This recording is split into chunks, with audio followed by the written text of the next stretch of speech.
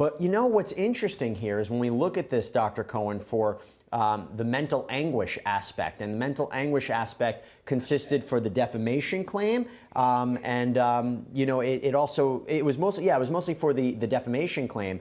They found $50,000, $50,000 of mental anguish for Mr. Heslin in the past, $0 for mental anguish in the future. Again, respect to the false statements made by Alex Jones. What does that tell you?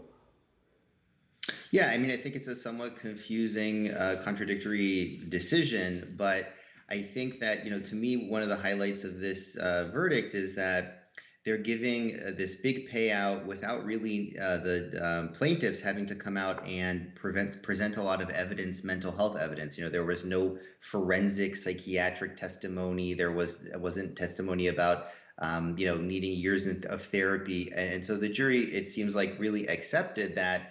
Just on the face of it, as a matter of law, making these false allegations would cause mental anguish and would deserve, you know, the plaintiffs would deserve compensation. Now, Dr. Cohen, I will be fair. I know you have never had an opportunity to examine or study or speak with Alex Jones. I'm curious, the way he behaved in that courtroom and outside of the courtroom when he was on InfoWars and talked about the trial, does this seem like somebody who is taking it seriously? Did he understand what this was all about? Is he putting on an act? Because the reality is he has a judgment assessed against him. There's still another one that could be assessed against him. And he's got other trials that are pending where he could have even more monetary judgments assessed against him.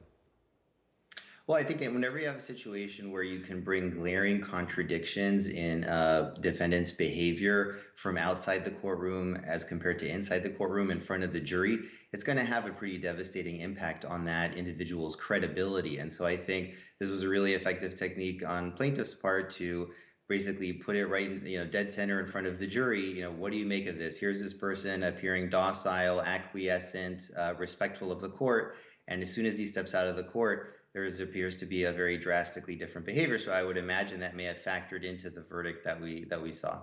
Dr. Cohen, these verdicts, we say they weren't as much as the plaintiffs were asking for, but they are significant. And the question becomes, how does this help them move forward in this? You know, obviously money can do so much. It doesn't bring Jesse back. It doesn't change how their lives were affected for so many years. But how does this help them or change their lives in any way?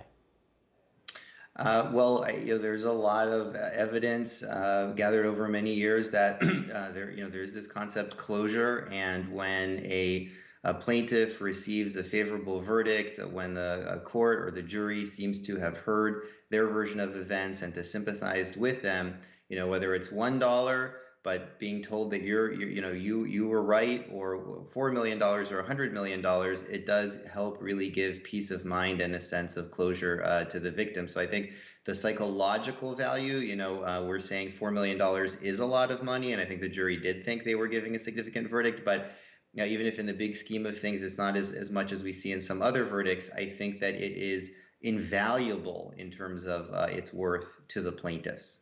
All right. Well, we're going to talk more Alex Jones, and clearly there's a lot more to talk about. For the latest developments in this story and all things true crime, stay with Law and Crime Network.